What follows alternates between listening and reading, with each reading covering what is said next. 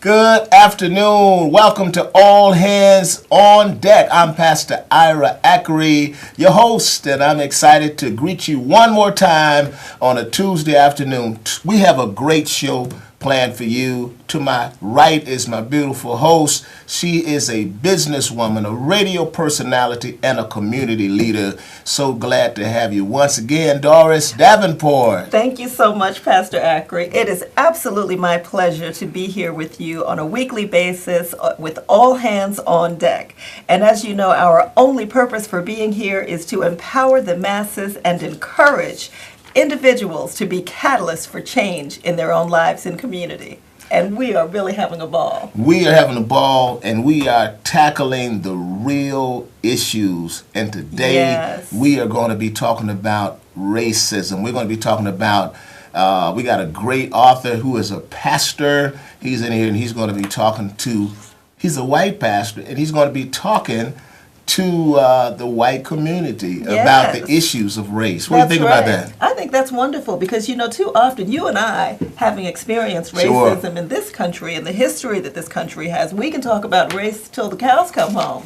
But how often do you really think about white people getting together and discussing white racism or white privilege? Why would a person who receives so many benefits because of a different skin color be willing to call out his own race or ethnicity about it? So I'm excited about it. As we already know, Doris, race is really a fallacy because there's only one race. That's right. Yeah, it's the human race. Yeah. And we are all part of the human race. We're all a part of the human race. Race was actually institutionalized in the 1700s here. Yeah, a construct. It's a construct and became a worldview, a set of culturally created attitudes and beliefs about human groups. Yes. That's what it really is Sounds all like about. a form of control. That's what it's control, exploitation, and power. So let's say it like this. Tell it like it is, Pastor. White people created this fallacy of races. Yes. Well, God only created one race, That's and they right. created it so that they could have economic empowerment and power. And so this is really exciting. See, race was invented by white Europeans to justify their conquest. Yes, and it's amazing to see so many wonderful white people today waking up and It's time to get awake. It's time to get awake. It is. It is time to pay attention to what the real truth is. Well, let me say this. Today, Doris is going to lead our discussion. I mean, she should do it because, number one, she has the talent, but she also has the certification. She is a certified racial reconciliation facilitator. Did I say that right? That's a race and reconciliation facilitator. Now, how did you get that title? I had to go through an entire week of training all day with a number of people. The training was actually sponsored by the American Medical Association, but we had a wonderful group of people who lead diversity departments in major corporations, people who work with the police departments. It was really awesome to spend this time together with people and really break down and unpack all the different principles and values associated with race and, most importantly, reconciliation. Well, Doris, we're going to make this transition because we have a great person here today, and I want you to do your thing because we are blessed to have him with us. We are definitely blessed, without a doubt, to have him with us. Oops. That's okay. Okay, and we want to welcome here to the studio table Pastor Dan Hill. Welcome. Thank you, Doris. It's so wonderful to be here with you guys. It is absolutely a pleasure. Tell everybody the name of your church. River City Community Church. We're in the Humboldt Park neighborhood of Chicago. Oh, great. That's wonderful. I want to welcome you. You heard our opening, so Yes. we're really excited about this conversation that we're going to have about race. You know, one of the things that I know is when people start talking about race and ethnicities, oftentimes it's related to the minority Yes. community. Right. We think about culture, Yes. and we're looking for an ethnicity to talk about, whether it's the Italian culture or the black culture or the Latino culture. But what people don't realize when we talk about quote unquote mainstream, which is the name typically given for white people, that there are many ethnicities within the white community as well in mainstream. And so when we think about whites, do whites really have a culture? Yeah, well, one of the formative stories for me when I was working at a church and for the first time and started to officiate some weddings. The first cross-cultural wedding I ever did, it was a white woman, and it was a man whose parents are from India, and he was first generation here, and so there was a lot of different cultural elements in this wedding, and it was exciting for me. I really enjoyed everything about this weekend, and I went up to him afterwards and meant this as a sincere compliment. I went to him and I said, I am just so jealous that you have a culture. And I could just wish for that. And he put his hand on my shoulder, Doris. He put his hand on my shoulder, and he was not somebody who typically got very serious, but he put his hand on my shoulder and he said, "Oh, Daniel, not only do you have a culture, but when your culture comes in contact with other cultures, it almost always wins." Now that's enlightening. Repeat that for the audience. He said to me, "Daniel, not only do you have a culture, but when your culture comes in contact with other cultures, it almost always wins." Now, what did that make you feel? I mean, that is really a profound statement for someone to make to you, a white man, him being a foreigner. Yeah. If I'm honest, I was angry. Really? Yeah, I was Why angry. were you angry? I felt it wasn't fair. So I was coming at it from kind of a very kind of newbie perspective, and I really thought of myself as somebody who treats each individual as an individual, and that I had a kind of a colorblind approach, right? So you felt it as an accusation. Yeah, right. So my immediate thought was, look, you're from South Asia, from India. I wouldn't say all Indian people have a culture, and the culture is blank. And so I felt like it was patently unfair for him to say something like that about me. That's amazing. That's amazing. Well, when you started to unpack it and really begin to reflect on what you felt when you were going through this, what did it make you feel like as a white man? How did you identify with yourself and your quote unquote culture any differently? I listened to you, the two of you and Pastor Acree, do about 90 seconds on race here at the beginning of this, and you summarize so much, right? It took me probably 5 years to come we've to been grips. living this for quite a while. And I think this probably gets to the crux of a lot of what we need to talk about, right? Sure. But I realized I flippantly used a lot of the terms synonymously: ethnicity, culture, nationality, race. Those all vaguely meant the same thing to me. You two mentioned this idea that race is a social construct. Yes. I remember that word was so confusing when I was hearing that race is a social construct. So I'm like, for as long as we've had historical records, we've had different tribes, different nationalities, different ethnic groups. How can anybody claim race is a social construct? Yeah. And I really do think until you start to wrestle with those notions, none of this makes sense. As Pastor Acree so eloquently said, in the 1700s, we created a system of grouping people, and it was created by white people, and it was created for white people, and it's where this really uncomfortable, at least for most of us who are white, the uncomfortable term white supremacy comes from. This is right. Right? I mean, for the typical white person like me, when we hear white supremacy, we hear neo-Nazi, we hear combat boots, we hear vicious acts of hatred. Yes. Those can all be the extreme fruit of white supremacy, That's right? right. But it's an ideology at the end of the day. It simply says white people are supreme. Yeah, and we have a caller calling in, and I'd like to let you know, please give us a call at 312-738-1060. We'd love to hear from you. We understand how awesome this conversation is, and we're happy to take your questions. But before we take this caller, just give some thought to this next question, right. which is really about your kind of personal reality. If you could maybe give us a story of something personal that you've experienced when you've had to address issues of systemic or racism. Okay. We have a caller on the line. Welcome to All Hands on Deck. Do you have a question for our guest? Welcome to All Hands on Deck. Well, hello. Hello, beautiful people. How are you today? We're doing very well, thank you. What's your question? My question is, I think I am turn your radio down, please? Italian woman, and we love everybody. Miss, would you please turn your television down? There you go. Okay, it's gone. Thank you. All right. What we all ought to do is put our hands together, put our arms around each other. It shouldn't matter our color. It shouldn't matter our religion. Get along together. Jesus or whoever put us all on this earth together to enjoy it. The hate has got to go. Whether know what color you are, if you're polka dotted, if you're white, if you're black, we need to get along. We need to bring the love back into this world. You are right. So thank you so much for your call. We really appreciate that. And you are really echoing the title of this program, All Hands on Deck. And in order for all hands to be on deck, we've got to reach out and take the hand of the person next to us and let everybody know that we are in this together. Mm-hmm. So now, Pastor Hill, explain to the audience, sometimes I know that part of you going through writing this book, your research, it's been preparing you to address racial and systemic issues that we have in society.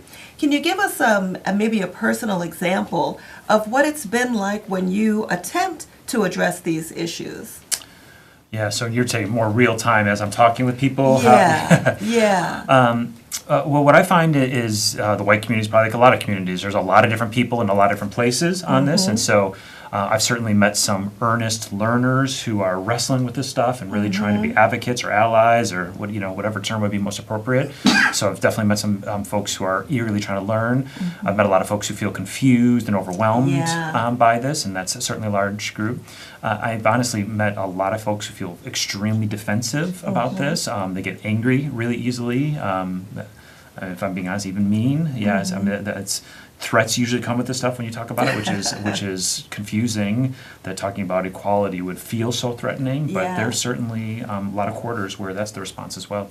Yeah, what do you think about in my line of work? Sometimes working as a facilitator in race and reconciliation. One of the things that I find is that Black people are often told that when you're dealing with the black-white issue, one of the things that Black people have to accept in order to move the ball forward is not to be accusatory and to simply say, I get it, and not to really have to have an apology and not to even complain about it as often as they would like to.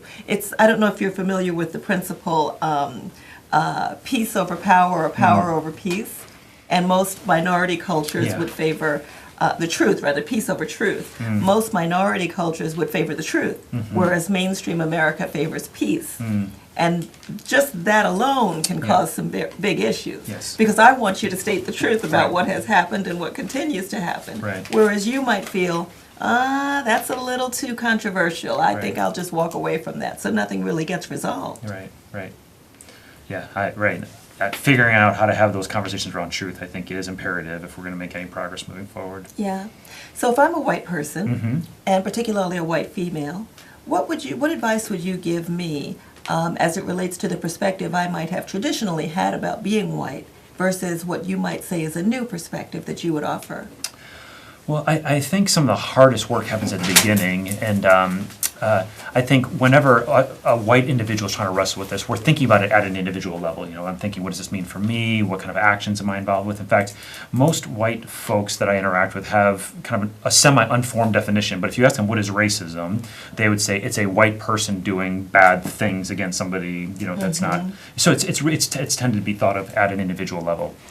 And while I think our individual actions matter, most of the work around this stuff is actually figuring out how to get outside of yourself in many ways and learn to see this at a broader system level. Yeah. To see how these narratives, how this history plays out in a school, how it plays out in a neighborhood, how it plays out in a business place, how it plays out in a university place. It's not primarily about individuals doing bad things. It's about historical narrative that's become embedded into these institutions, into these workplaces, that values some people more, values some people less, and sees them a certain kind of a way. And so the work for a lot of us who are white is not even initially to become less racist in terms of how we're talking or the things that we're saying, or more politically correct. That's really minor transformation at the end of the day, right? We've got to learn how to have a whole new way of seeing in every system that we're in the way that this historical framework of race plays out. Yeah, most minority cultures, for instance, have a group mentality, Right. is what you're describing. And whereas many white people, it's believed, have individual mentalities, where Yeah. the problem comes into play is that with so many individual white people having the same ideas about things, because it's been ingrained, they become systemic and institutionalized, and Right. therefore it is one big, huge group mentality. That's right. So we have to work. We have to think about how that gets framed, because I'm Yes. really not even comfortable with the way that we're trained to frame that, because I don't think it quite yet hits at the truth. Yeah, I think so. Yeah, I Yeah. think the individual work is important, but it's a smaller piece of a larger pie. For sure, for Yeah. sure. So now, are you enjoying it with all of the negatives that come with this work and the positives? Do you think you'll stay with it? That book is yeah. about to come out, and those of you, we're going to be working on getting our website up.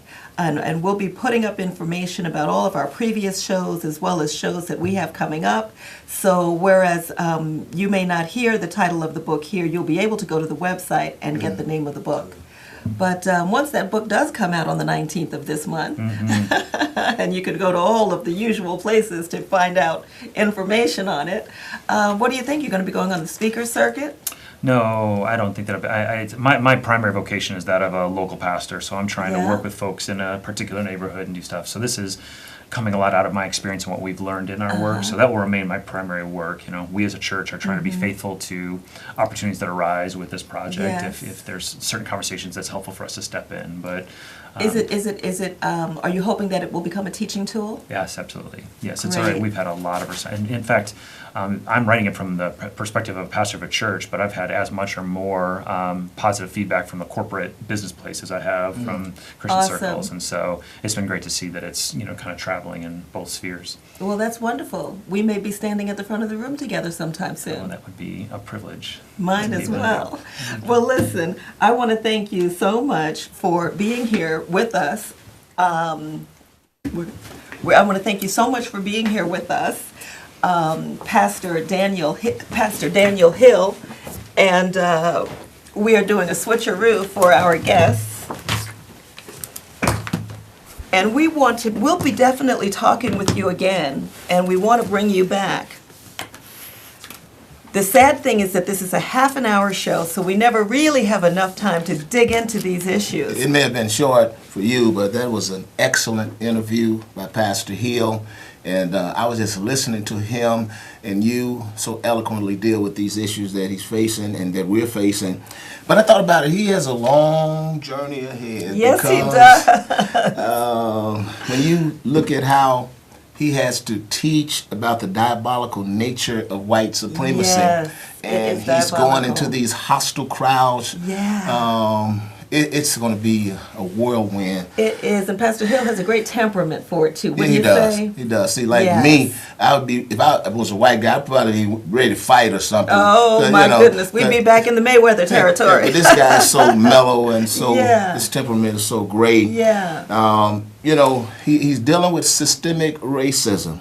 And the timing Yes. of this book, the release of this book, the timing couldn't be any more perfect. That's right. In America right now. That's right. Trump tapped into the anger of white people that Reverend Hill is trying to speak to. Yes. And he became president of the United States of Of America. America. Can you believe He it? tapped into this anger. So this anger It's real. is real, and resisting giving Yeah. up privilege is real. That's right. That's right. And we'll be putting on the website as well where you can listen to my radio show, and you can absolutely expect to see and hear more of Pastor Hill there as well. So yeah. Now, Looking forward to it. Did you watch any football this weekend? I did not watch any football. Thank you. Thank you. I'm so proud of you. I want to tell everybody who is a part of the African American community and the if white community as if well. you are really If you're person part is of the human committed race. to being a part of the human race, that's right. That's right. And believe in equality for all humanity, we need to send a message to the NFL. I hope some of my Yes. friends are watching. You guys get on social media and you talking about you with Colin Kaepernick, but That's then you right. spend all your time on Sunday. You won't even come to church on Sunday. You're going to watch a football game. It's nonsense. It's crazy. Well, let me tell you something. I was so proud of some of the people in Chicago this weekend. Sure. Because there's a group that just made a decision that for every NFL opening game across America, they're going to have a protest outside of that stadium. And a group of people did that at the Bears game this weekend. So you had some people who stood at a particular time in honor of Colin Kaepernick. You had another group of people that kneeled outside the stadium. You get me excited. So proud you get of me them. excited. You I making me know. maybe think about getting Reverend Dan Hill, who just left the studio, who's getting ready to leave the studio, and get Reverend Marshall Hatch, Reverend Seinfeld, That's and all right. these guys. All the leaders and let's network. get out of church early one Sunday and let's go Yes. stand in front of the Bears. Oh, let's do take it. the work of the Lord to the football stadium. Let's do it. I'm serious. I mean, I got a lot of energy, but I think this is something worthwhile. We got about 3 minutes left on this show. If you want to call in and you got some comments about what Pastor Hill said, if you think this Yes. guy's crazy for believing that there can be equality in America, then tell us. If you think it could work, give us your opinion. You think it'll never 312. work? If you scared, then just call in and say, yeah, I believe it, but I'm scared. If you're scared, say you're scared. Just call us. We But want to hear call from us you. at 312-738-1060. We've got a couple of minutes left, but this is good as we wait. Man. You know, I am so excited about Colin Kaepernick. You know, a lot of people are saying now, not only should an NFL team pick them up, but if Chicago really believed in the values that we say we do, the Chicago Bears ought to pick him up. You know, it's unbelievable. You know, last week it escaped my mind. You brought this up, how he keeps getting looked over, passed Yes. up, blackballed, and they went and got the former Bears quarterback, Yes. Jay Cutler. Jay Cutler, Snatched him out of who retirement. is absolutely a Who's a below bomb? average. I'm sorry. Well, Go no, ahead. I didn't say that, but I absolutely will say that he is a below average quarterback. Yeah. How many games, how many times have I listened to sports commentators at the end of a game, and they all tried their best to make excuses for the quarterback? And he got picked up for almost, I think, a $10 million contract, and I'm not even sure it goes beyond a year. Can you imagine? The Bears could use him, by the way, to deal with your first question you presented. The Bears could use Colin Kaepernick because he is a good quarterback. He is a good quarterback. Talented. He is. And I think he's going to pick up some steam. I'm going to say this, and I'm going to keep on saying it. When I was in the Holy Land on the Mount of Olives, Yes, that's right. I heard a voice speak to me Prophecy. saying that Colin Kaepernick is a gift not only to the African American community, but to America. Yes. Because it's going to give us an opportunity to finally deal with America's Yes. original sin. That's right. And that's slavery. That's right. That's right. Because they have definitely put him out to pasture. He is somebody that is continuing. It's almost ridiculous at this point for anybody. In the beginning, people had arguments that they could make, but the longer time goes on and the more you see subpar players getting Sure. contracts day after day, they boycotted him. And you know what it really brings to play here?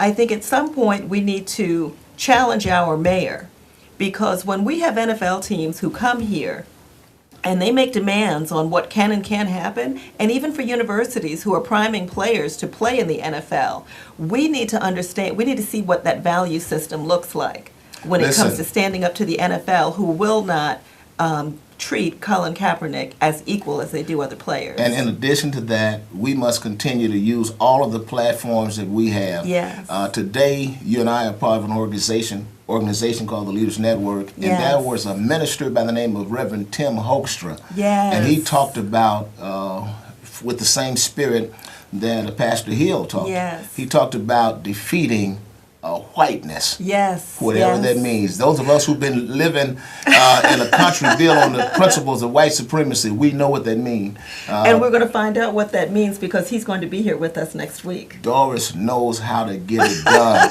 I think it's so much more effective when she makes the calls or when she asks them to come on. You know, she can always get these handsome young men like Pastor Daniel Hill to come on our show. She can always do it. He did look pretty good in front of the camera. Yes, he did. Don't get no ideas, though.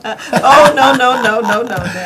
Now, you know, we're so glad you were able to join us today, and we're here every Tuesday from 4:30 to 5 p.m. This is All Hands on Deck, and we are here to empower the marginalized and encourage the masses to be catalysts for change. And we're going to have him come back again, but next week we also, you forgot to tell him, we got gentleman in Carl Brinson. NAACP. Yes, the NAACP, and we've got some very important information to bring to you next week. Talking about that consent decree. That's right. We need some voices from the neighborhood. We need some people like Daniel Hill, Marshall Hatch, Cy Fields. We need Walter McCrae and Tim Hoekstra. We need people like Doris Davenport.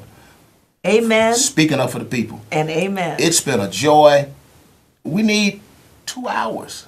At least. Can TV, what are you waiting on? Coming back at you next week. Thank you so much. God bless you. All hands on deck.